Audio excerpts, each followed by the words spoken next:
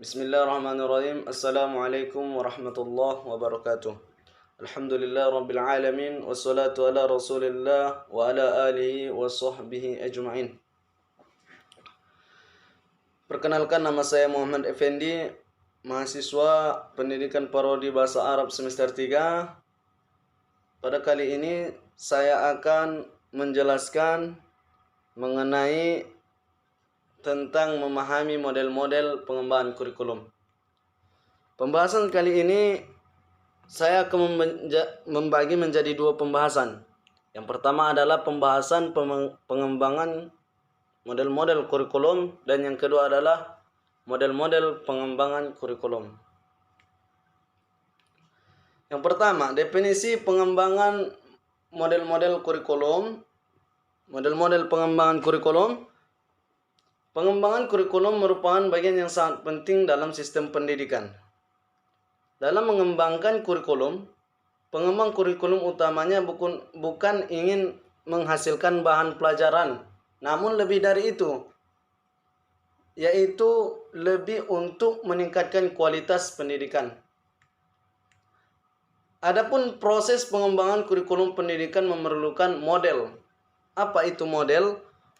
Model adalah secara etimologinya pola, artinya pola, acuan dan contoh dari sesuatu yang dibuat. Sedangkan menurut Tirta Simajuntak, sesungguhnya model pengembangan kurikulum bisa juga diartikan sebagai sebuah pendekatan atau pola apa yang digunakan untuk mengembangkan kurikulum, sehingga dalam proses pengembangan kurikulum bisa terlaksana secara guna, tepat sasaran, dan tepat pembiayaannya. Menurut Good 1900 pada tahun 1972 dan Trapez 1973, model adalah abstraksi dunia nyata atau representasi peristiwa kompleks atau sistem dalam bentuk naratif, matematis, grafis, dan serta lambang-lambang lainnya. Model bukanlah realitas, akan tetapi representasi realitas yang dikembangkan dari keadaan. Model berkaitan dengan rancangan yang dapat digunakan untuk menerjemahkan sesuatu ke dalam realitas yang sifatnya lebih praktis. Model berfungsi sebagai saran untuk mempermudah komunikasi atau petunjuk yang bersifat perspektif untuk mengambil keputusan atau sebagai petunjuk perencanaan untuk kegiatan pengolahan. Model pengembangan kurikulum merupakan suatu alternatif produser dalam rangka mendesain, menerapkan, dan mengevaluasi suatu kurikulum. Oleh karena itu, model pengembangan kurikulum harus dapat menggambarkan suatu proses sistem perencanaan pembelajaran yang dapat memenuhi berbagai kebutuhan standar keberhasilan dalam pendidikan. Masuk ke bagian yang kedua, yaitu model-model perkembangan kurikulum. Yang pertama adalah model Rogers. Dalam model Rogers terdapat dua tahap. Yang pertama adalah memilih target yang ikut serta dalam kelompok insentif dari sistem pendidikan. Yang kedua, guru berpartisipasi dalam pengalaman guru. Pengalaman yang ada dikembangkan pada masing-masing kelas. Dibutuhkan pula partisipasi orang tua dalam kegiatan kelompok. Akan tetapi, dalam tahapan model ini tidak semua orang tua ikut serta dalam menyusun kurikulum. Orang tua memiliki peran lebih besar pada saat pelaksanaan kurikulum, karena dalam proses belajar tidak hanya berlangsung di sekolah, tetapi juga di rumah, sehingga orang tua ikut mendampingi dan mengawasi anak di rumahnya.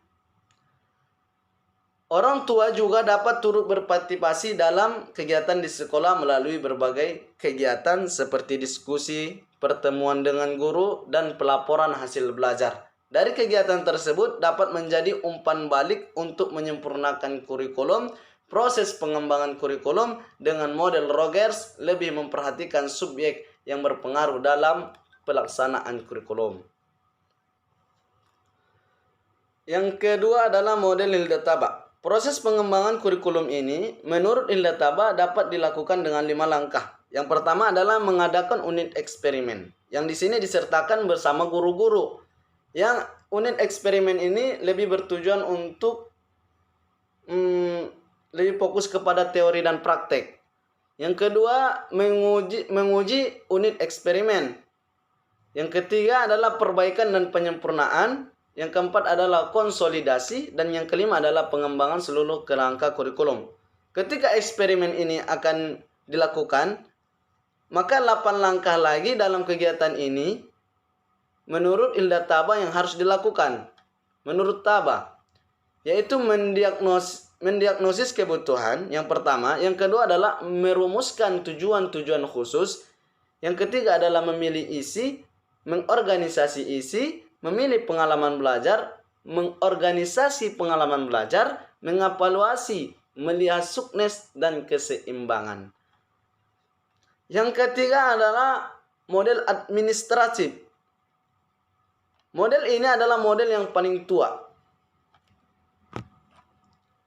Model administratif ini dilakukan oleh administrator pendidikan, atau model ini juga sering disebut dengan model garis. Sehingga pengembangan kurikulum diarahkan dari pejabat pendidikan yang berada di atas. Kemudian membentuk tim pengarahan yang terdiri dari pengawas, kepala sekolah, dan pengajar. Tim pengarahan memiliki tugas untuk merencanakan, memberikan pengarahan, merumuskan falsafah, dan tujuan umum pendidikan. Selanjutnya, tim pengarahan membentuk kelompok kerja untuk menyusun tujuan pendidikan, rencana pengajaran, dan kegiatan pembelajaran. Hasil kerja kelompok tersebut direvisi oleh tim pengarah dan dilakukan uji coba. Kegiatan uji coba bertujuan untuk melihat tingkat efektivitas dan kelaikannya. Tim pengarah menelaah dan mengevaluasi uji coba rancangan kurikulum, kemudian memutuskan pelaksanaannya. Yang keempat adalah model Beckham. Model Beckham yang harus diperhatikan itu ada 2. Yang pertama, menetapkan lingkup wilayah. Menatap lingkup wilayah. Yang kedua itu menetapkan personalia. Menatap lingkup wilayah yang akan dicakup oleh kurikulum ini, seperti sekolah, kecamatan, kabupaten, provinsi, ataupun negara. Setelah kita menentukan cakupan mana yang akan kita ambil, sekolah ataupun kecamatan dan lainnya, maka tahap selanjutnya adalah menetapkan personalia, yaitu pihak yang ikut serta dalam proses pengembangan kurikulum. Menurut Beckham, pihak tersebut antara lain para ahli pendidikan ataupun ahli kurikulum yang berada di tingkat pusat, perguruan tinggi, dan sekolah. Selain itu juga para profesional dalam sistem pendidikan serta tokoh-tokoh masyarakat yang berpengaruh dalam pendidikan. Itulah pihak-pihak yang lebih berpotensi dapat ditetapkan sebagai personalia. 5. Model Taylor. Menurut Taylor, ada 4 tahap agar tercapainya pengembangan kurikulum, mulai dari menentukan tujuan hingga penilaian. Yang pertama, menentukan tujuan pengembangan kurikulum, sehingga kita dapat mengetahui kemana arah dan sasaran pencapaian pendidikan. Yang kedua itu menentukan pengalaman belajar siswa. Pengalaman siswa dapat kita ketahui bagaimana dia berinteraksi dengan lingkungannya sendiri. Yang ketiga adalah pengorganisasian pengalaman belajar. Dalam pengorganisasian ini dibagi menjadi 2. Yang pertama adalah vertikal dan yang kedua adalah horizontal. Untuk pengorganisasian secara vertikal, yaitu menghubungkan pengalaman belajar suatu kajian ilmu yang sama pada tingkatan yang berbeda. Yang kedua adalah secara horizontal, menghubungkan pengalaman belajar beberapa bidang pada tingkat sama. Yang keempat daripada model tahap Taylor ini adalah penilaian tujuan belajar. Penilaian tujuan belajar sebagai komponen yang dijadikan perhatian utama. Dan masuk kepada model yang keenam, yaitu model The Systematic Action Research. Kurikulum merupakan perubahan sosial. Dari sisi proses, kurikulum model ini sudah melibatkan seluruh komponen pendidikan yang meliputi siswa, orang tua, guru, serta sistem sekolah. Ada dua langkah dalam penyusunan kurikulum jenis ini. Yang pertama, melakukan kajian tentang data-data yang dikumpulkan sebagai bahan penyusunan data. Data informasi yang dikumpulkan hendaknya valid dan reliable, sehingga dapat digunakan sebagai dasar yang kuat dalam pengambilan keputusan penyusunan kurikulum. Data yang lemah akan melibatkan kesalahan dalam pengambilan keputusan. Berdasarkan keputusan ini, disusunlah rencana yang menyeluruh atau disebut dengan komprehensif tentang cara-cara mengatasi masalah yang ada. Yang kedua, melakukan implementasi atas keputusan yang dihasilkan pada langkah yang pertama. Yang ketujuh adalah model grassroots. Model grassroots ini ialah kebalikan daripada model administratif. Model administratif tadi itu dilakukan oleh administrator, yaitu pengarahan dari atas atau orang-orang yang berjabat punya jabatan di atas seperti kepala sekolah dan lainnya. Akan tetapi kalau model grassroots ini dia kebalikan dari yang tadi, atau disebut juga dengan istilah bottom up, yaitu suatu proses pengembangan kurikulum yang diawali dari keinginan yang muncul dari tingkat bawah sekolah atau guru. Keinginan ini biasanya didorong oleh hasil pengalaman yang dirasakan pihak sekolah atau guru, di mana kurikulum yang sedang berjalan dirasakan terdapat beberapa masalah atau ketidaksesuaian dengan kebutuhan dan potensi yang tersedia di lapangan. Yang kedelapan adalah model emerging technical. Perkembangan bidang teknologi dan ilmu pengetahuan serta nilai-nilai efisiensi efektivitas dalam bisnis juga mempengaruhi perkembangan model-model kurikulum. Tumbuh kecenderungan baru yang didasarkan atas hal itu. Di antaranya ada namanya the behavioral analysis model. Yang kedua the system analysis model. Yang ketiga itu the computer based model. Dalam model emergency technical ada dua langkah yang harus dipenuhi. Yang pertama itu menentukan spesifikasi perangkat hasil belajar yang harus dikasih siswa. Dan yang kedua itu menyusun instrumen untuk menilai ketercapaian hasil belajar. Adalah model makro. Model makro ini mempunyai cakupan yang sangat luas dalam menganalisis kebutuhan masalah pendidikan. Bukan hanya pada tingkat guru, akan tetapi sampai pada tingkat nasional. Di antaranya model sistematik yang dikembangkan oleh Romijowski, model transmisi oleh Gagne dan Briggs, dan model Taylor dan Blank tentang kompetensi.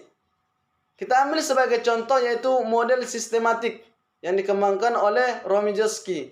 Dilakukan melalui 14 langkah. Yang pertama, identifikasi tugas-tugas, analis tugas-tugas, menetapkan kemampuan, spesifikasi pengetahuan, identifikasi kebutuhan pendidikan dan latihan, perumusan tujuan kompetensi, kriteria keberhasilan program, organisasi sumber-sumber belajar, pemilihan strategi pembelajaran, uji coba program, pengukuran rehabilitas program, pelaksanaan program, monitoring program, dan yang terakhir perbaikan dan penyesuaian atas segala yang telah dilakukan.